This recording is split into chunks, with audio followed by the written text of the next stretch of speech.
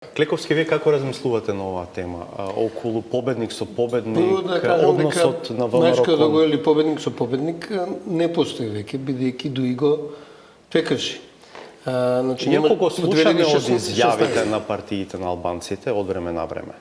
Ја мислам дека тоа е завршена работа, дека одлуката на 2016 на победникот тогашен дуи да не направи коалиција со ВМРО-ДПМН го напушта тој концепт.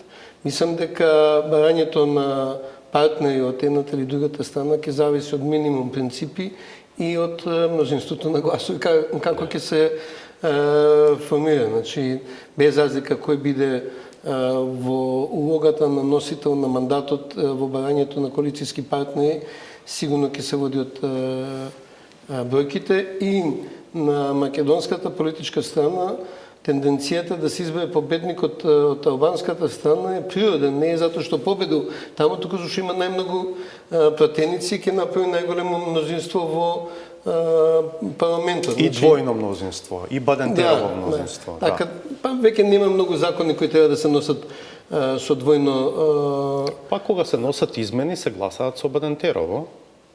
Види Васко, сегашниот парламент покажа дека е многу прагматичен.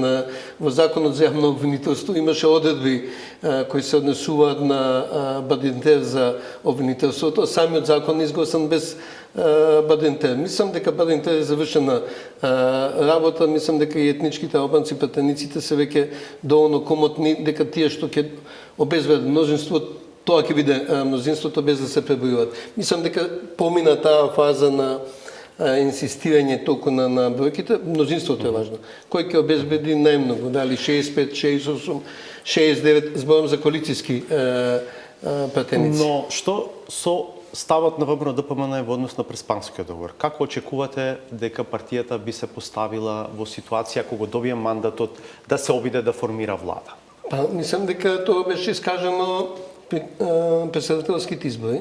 Ја мислам дека тој ќе биде ставот и во овие. Не сме талибанци во таа избори, дека Преспанскиот договор е правна политичка реалност, со кој ВМРО-ДПМН не се согласува, меѓутоа бидејќи реалност ќе мора да го прифати. Дали они ќе барат механизми за корекција, ревидирање, останува да се види понатаму. Јас самиот сметам дека владата на СДСМ без јасна потреба произлезена од договорот во Преспа брзаше со примена на некои одредби и промени, бидејќи една од одредбите дека политичките промени, а тоа е промената на пасошите, личните карти и возачките дозволи ќе се случи во првите 5 години, а дека другите работи ќе се менуваат меѓу 5-та и 10-та година паралелно со преговорите за ЕУ. Како се отвара поглавје, ќе се гледа кои работи треба да се менуваат од аспект на Преспанскиот договор во судство, во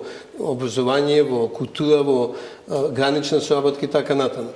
Така да мислам дека ВМРО-ДПМН моја претпоставка дека ќе оди со таа позиција. Мислам дека и во ВМРО-ДПМН на сите ме јасно дека состав против